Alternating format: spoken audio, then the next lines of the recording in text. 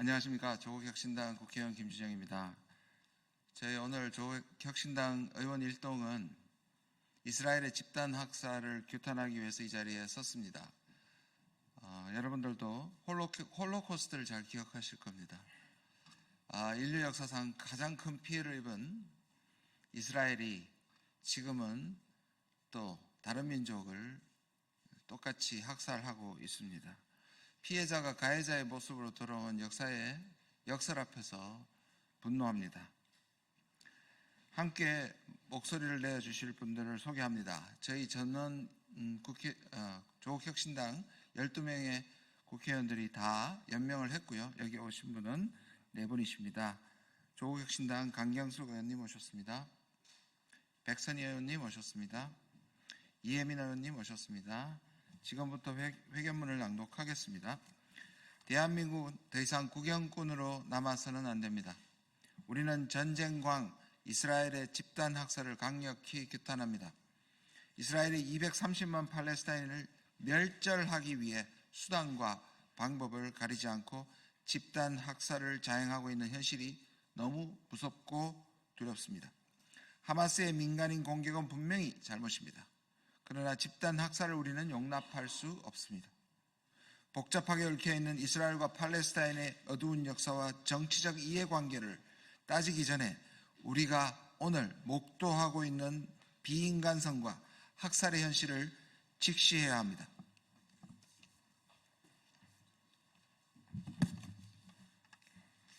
지난 9월 16일 UN 인권위원회 조사위원회도 이스라엘의 행위를 집단 학살, 제노사이드라고 하죠.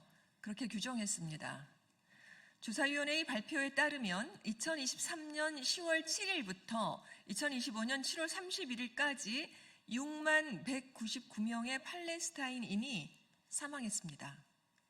그중 18,430명은 어린이, 9,735명은 여성입니다. 팔레스타인의 기대 수명은 불과 1년 만에 75.5세에서 40.7세로 추락했습니다. 죽음의 일상이 된 현실입니다. 이스라엘은 민간인 아파트와 병원을 집중적으로 공격합니다. 대피소, 식량 배급소, 안전지대조차 예외가 아닙니다. 이스라엘 국방장관은 팔레스타인인을 인간 동물이라 칭하며 주저하지 말고 제거하라고 지시했습니다. 그 결과 노인, 임산부, 장애인, 어린이, 의료진, 언론인, UN 구호 요원까지 살해되고 있습니다.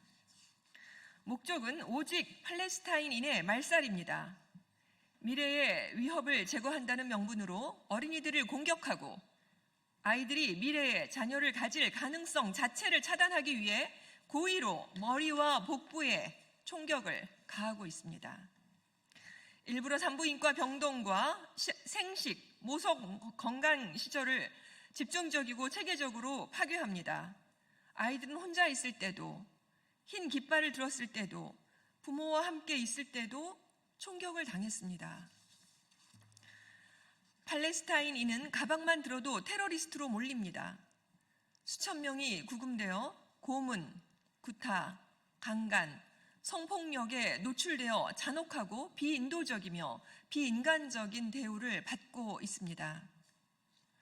더욱이 이스라엘은 전기와 식량을 전쟁 도구로 삼아 생존 자체를 위협하고 인도적 재앙을 일부러 만들고 있습니다. 집단 학살의 금지는 국제법상 예외적인 절대적 규범입니다. 조약 가입 여부와 관계없이 모든 국가의 구속력을 갖는다고 국제사회가 인정하고 있는 것입니다. 이스라엘의 집단 학살은 당장 중단되어야 합니다. 그것이 인류가 유지될 수 있는 최소한의 양심입니다.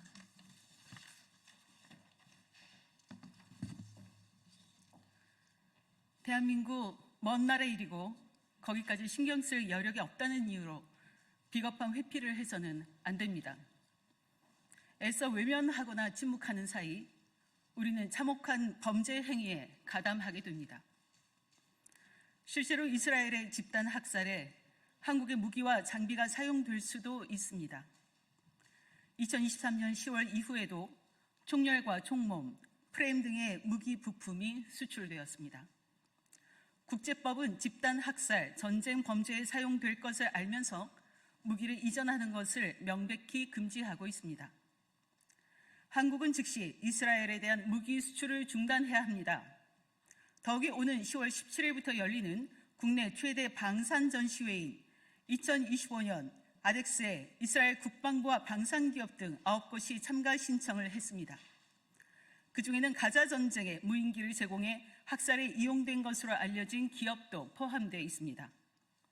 우리가 그들의 학살 무기를 홍보하는 장을 열어줘야 합니까? 대한민국 국방부는 당장 그들의 입국을 금지해야 합니다. 방산 수출이 아무리 중요해도 집단 학살에 쓸 무기까지 팔아야 합니까?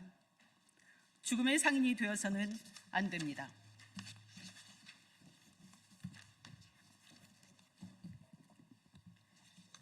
한반도의 평화를 강조하면서 팔레스타인의 평화를 외면한다면 그것은 모순입니다.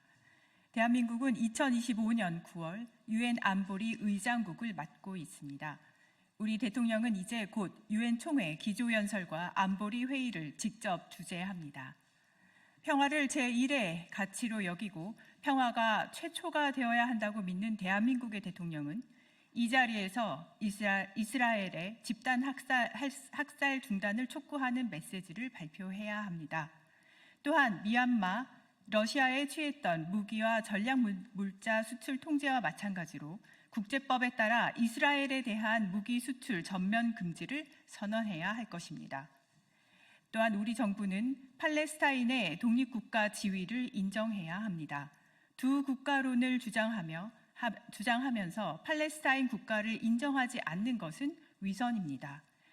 우리 정부는 이미 지난해 4월 팔레스타인의 유엔 정회원 가입 결의안에 찬성표를 던진 바 있습니다. 우리는 이스라엘의 집단 학살을 강력히 규탄합니다. 대한민국이 더 이상 구경꾼으로 남아서는 안 됩니다.